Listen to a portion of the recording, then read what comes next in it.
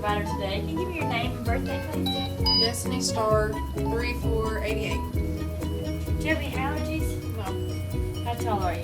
5'2". How much do you weigh? 150. What are we having done today? My gallbladder removed. You got gallstones? Yes. When's the last time you had anything to eat or drink? 7:30 yesterday. 7:30. Do you smoke? No. Do you have any asthma or COPD? No.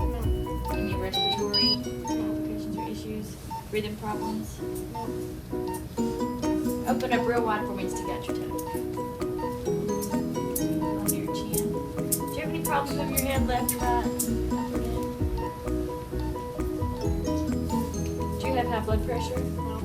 Any heart problems, arrhythmias, congestive heart failure, congenital heart problems, diabetes or thyroid issues, jaundice, hepatitis, alcohol or drug use? No. Do you have any kidney problems? No. Do you have any seizures, neurological or any kind of psychiatric issues? No. Any bleeding, anemia, or sickle cell trait? No. Do you have acid reflux, No. ulcers, bleeding, or hiatal hernia? No. What medicines do you take?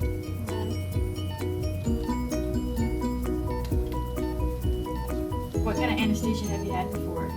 Never had any. None?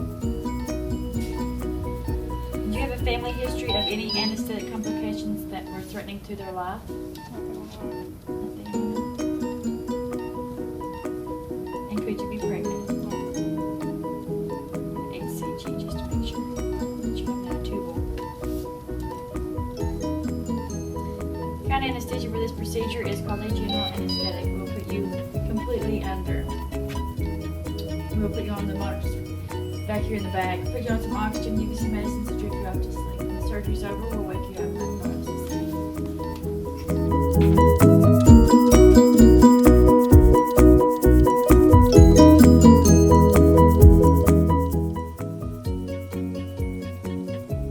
Action shot in the One. I think my patient is going into malignant hyperthermia. Her end-tidal CO2 is going up, her heart rate's going up, and her jaw's getting really tight, which tells me she's starting to have some rigidity. So let's go ahead and get the malignant hyperthermia protocol going. Let's call MHUSA. Would you like, we have a patient here in malignant hyperthermia. We have already we have already initiated the protocol. Yes, we have done that. We have done that. We have lab on the way. Yes, we have done that too. Okay. Yes, ma'am. We're going to open the malignant hyperthermia card. Yes, ma'am. Patient no longer has airway anesthesia, so now they have to do IV anesthesia. We have called the malignant hyperthermia hotline. And we need to start getting some dantrolene going. Can I get somebody come and help me mix dantrolene, please?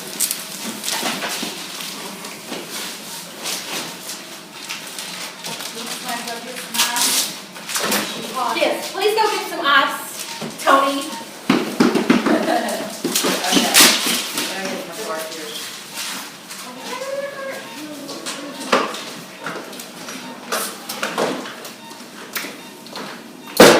I have the large syringes and sterile water for injection. Oh, we shouldn't have popped the top. That's okay. Oh, it was? Alright. We're going to maintain our vital signs. I'm going to run pressures if I need to with ephedrine and neosynephrine.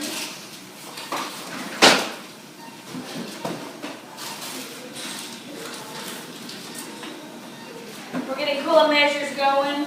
Patient's got a temperature. Use cooling blankets for it. Pack the body in ice. So we'll just act like we're doing it. Acting up, okay. Oh, well. This one is open. Okay. Alright. Patient will have a lot of acid base imbalances. We'll have to get lab work. It's a lot. Yes. Malignant hyperthermia is a pharmacogenetic disease of skeletal muscles characterized by hypermetabolism. Caused by triggering agents such as inhalational anesthetics and succinylcholine, it has an acute and rapidly progressive onset, and it usually occurs during induction, possibly 2 to 3 hours after induction, but rarely over 24 hours.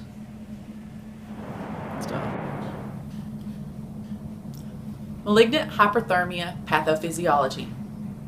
A defect in skeletal muscle at the level of calcium release from the sarcoplasmic reticulum causes an intracellular hypocalcemia and therefore hypermetabolism. This increases sympathetic activity, increases carbon dioxide production, and increases oxygen consumption. This causes a disruption on the cell membranes and the muscle tissue becomes unable to return to a resting state. Characteristics. Malignant hyperthermia is inherited and is found in all ethnicities. It involves an exposure to triggering agents and is sustained with significant hypermetabolism. The incidence range is between 1 in 3,000 in children and up to 1 in 100,000 in adults. Genetics. 50% of all cases of malignant hyperthermia are autosomal dominant, 20% are autosomal recessive, and 30% are simply sporadic. Triggering agents. Inhalational anesthetics such as halothane, sevoflurane, isoflurane, and desflurane, along with succinylcholine, can trigger an episode of malignant hyperthermia. Signs of malignant hyperthermia crisis include muscle rigidity, trismus, increased CO2 production, rhabdomyolysis, marked temperature elevation, cardiac dysrhythmias, tachycardia, tachypnea, acidosis, metabolic and respiratory, hyperkalemia, arterial hypoxemia, and hypotension. Signs of malignant hyperthermia crisis. Early signs include masseter spasm, tachypnea, increased minute ventilation, rapid exhaustion of soda lime, increased end-tidal CO2, warm soda lime canister, tachycardia, and irregular heart rate. Intermediate signs of malignant hyperthermia crisis include patient warm to touch, cyanosis, dark blood in surgical site or wound, irregular heart rate due to hyperkalemia. Late signs of malignant hyperthermia crisis include generalized skeletal muscle rigidity, prolonged bleeding, dark urine, and irregular heart rate continued. Malignant hyperthermia treatment. Call for help. Stop triggering agent.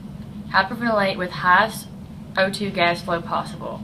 Administer dantrolene immediately. Initiate active cooling. Hydrate with normal saline. Correct hyperkalemia with sodium bicarb. May need insulin and glucose. Patient and family education. Family must be educated about the disease. The family can register and obtain further counseling and information from the Malignant Hyperthermia Association of the United States. And they can wear a medical alert bracelet or necklace. Diagnosis of susceptibility and prevention. There are advantages of detecting MH early. It's life-saving measures early on. A detailed medical and family history is very important, as well as testing. The gold standard for diagnosis of malignant hyperthermia is the vitro caffeine halothane contracture test.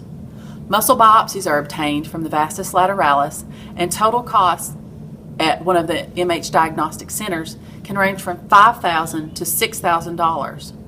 Molecular genetic testing is less expensive and less invasive than the muscle contracture test. It is 25 to 30% sensitive and highly accurate for malignant hyperthermia susceptibility. The DNA is extracted from cells in a blood sample. Malignant hyperthermia is associated with more than 30 mutations, and 30% of patients with no-malignant hyperthermia have one of these mutations. RYR1, the gene coding for the ranitidine receptor in skeletal muscle, is associated with as many as 50 to 60% of malignant hyperthermia cases in families. Mutation of CACNA1S is responsible for 1% of all cases of malignant hyperthermia susceptibility. When many more variations remain to be discovered. When one of the more than 30 known mutations is identified, the patient is considered to be malignant hyperthermia susceptible. However, a negative genetic test result does not mean that a person is negative for malignant hyperthermia. A caffeine halothane contracture test is needed to determine the MH negative status. Once a family member tests positive for the caffeine halothane contracture test, the patient can undergo genetic tests which, if yielding positive results, can be used for the rest of the family. The family member with the positive caffeine halothane contracture test result is positive for one of the 30+ mutations. The remaining family members can be tested for that mutation. If test results are positive, they are determined to be MH susceptible. Family members who do not have one of the 30+ mutations must still be treated as malignant hyperthermia susceptible and should therefore undergo a caffeine halothane contracture test.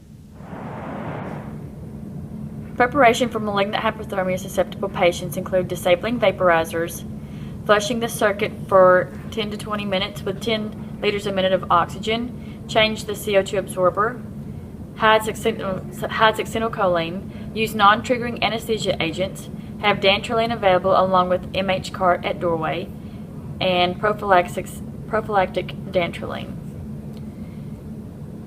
Anesthesia for malignant hyperthermia proven is the same as the previous statements. Remove the vaporizers from the anesthesia machine, give an anxiolytic, propofol narcotic induction, non-depolarizing muscle relaxation, maintenance with nitrous narcotic propofol relaxant technique, reversal of muscle relaxant, observe for 4 hours, and regional anesthesia if possible. Lifestyle and environmental factors. Recent clinical, genetic, and laboratory studies using animal models provide evidence for a relationship between environmental or exertional heat stress and malignant hyperthermia susceptibility. Some individuals who have experienced exertional heat illness have been found to be malignant hyperthermia susceptible based on contracture testing. In one study, 1/3 of young military recruits who experienced exercise-induced heat illness had an abnormal contracture response. Individuals who are malignant hyperthermia susceptible should avoid potent inhalation anesthetics and succinylcholine. Calcium channel blockers should not be given together with dantrolene because life-threatening hyperkalemia may result. Serotonin antagonists, 5-HT3 antagonists, antiemetics such as Zofran has caused sudden death in young children with malignant hyperthermia caused by the genetic variant NRY-R1 after receiving therapeutic doses.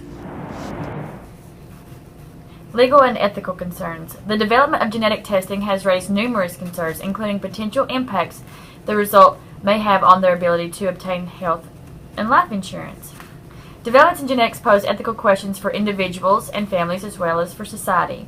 Genetic information raises novel ethical issues because it is both personal and shared with family members.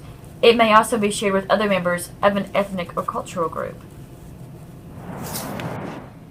The principle of autonomy is challenged in situations in which family members may, albeit with good intentions, seek to make a decision on behalf of an individual.